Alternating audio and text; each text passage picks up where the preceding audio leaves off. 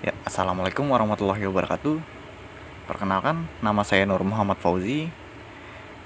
Di sini saya akan menjelaskan tentang materi ujian tengah semester saya dari mata kuliah perpajakan untuk dosen pengampu saya, yaitu Bapak Rahmat Pramukti SE MSI.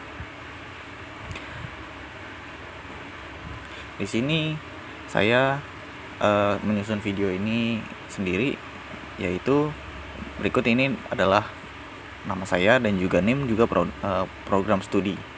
Nama saya Nur Muhammad Fauzi. NIM saya adalah 2892150337.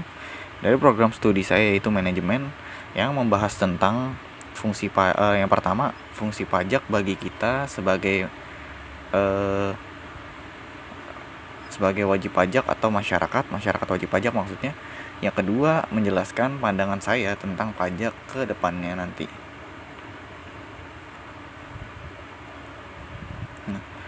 Yang pertama yaitu fungsi pajak bagi kita sebagai wajib pajak atau masyarakat.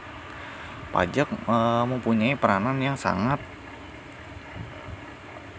penting dalam kehidupan bernegara, khususnya dalam pelaksanaan pembangunan, karena pajak merupakan sumber pendapatan negara untuk membiayai semua pengeluaran, termasuk pengeluaran pembangunan. Jadi pembangunan yang ada di sekitar kita ini yang dibangun pemerintah itu berasal dari pajak yang ditarik dari kita.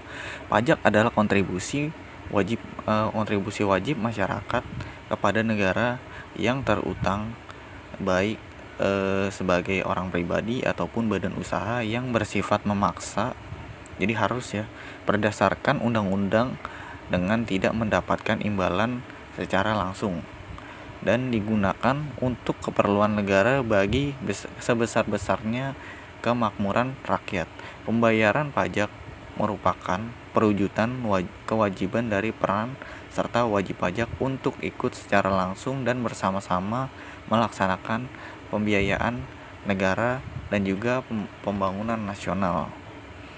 Sesuai falsafah undang-undang perpajakan, membayar pajak bukan hanya merupakan kewajiban, tapi merupakan hak dari setiap warga negara untuk ikut berpartisipasi dan berperan serta terhadap pembiayaan negara dan pembangunan nasional.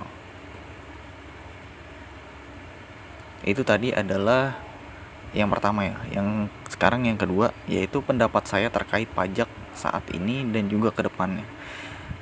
Di sini saya setuju dengan Bapak Direktur Penyusunan APBN yang saya ambil dari link punya pemerintah lah ya.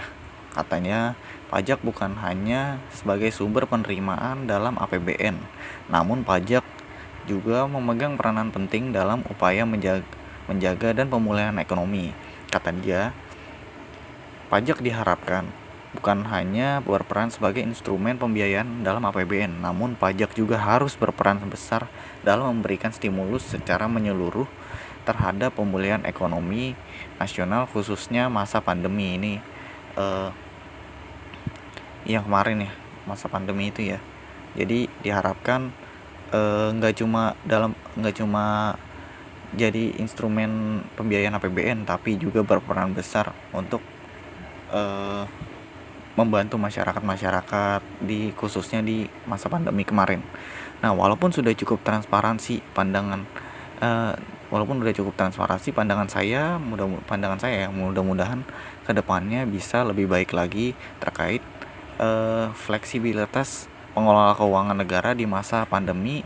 Memang diperlukan, namun tentunya juga harus menjunjung tinggi nilai-nilai akuntabilitas dan transparansi. Selain itu juga sinergi antara pemerintah dengan akademisi sangat krusial untuk dapat menghasilkan kebijakan yang baik. Sisi pelaksanaan atau praktikal harus terus terkoneksi dengan dunia akademis dan saling memperkaya satu sama lain, karena dua aspek tersebut memegang peranan penting dalam perjalanan negara ini.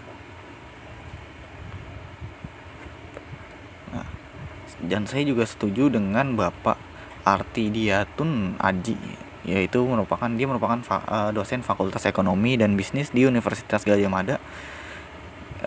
Dia memberikan pandangan bahwa beberapa negara di dunia juga telah menunjukkan kebijakan fiskal di masa pandemi, khususnya di bidang perpajakan.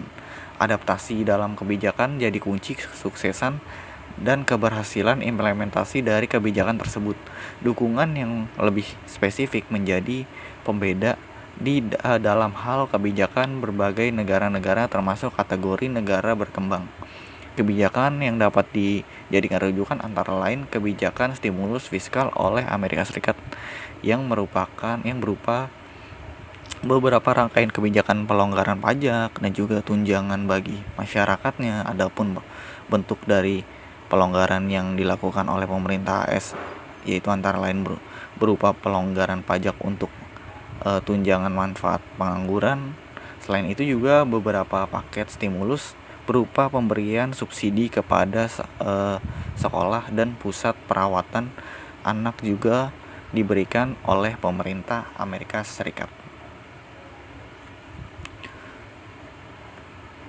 Oke, itu saja yang bisa saya sampaikan.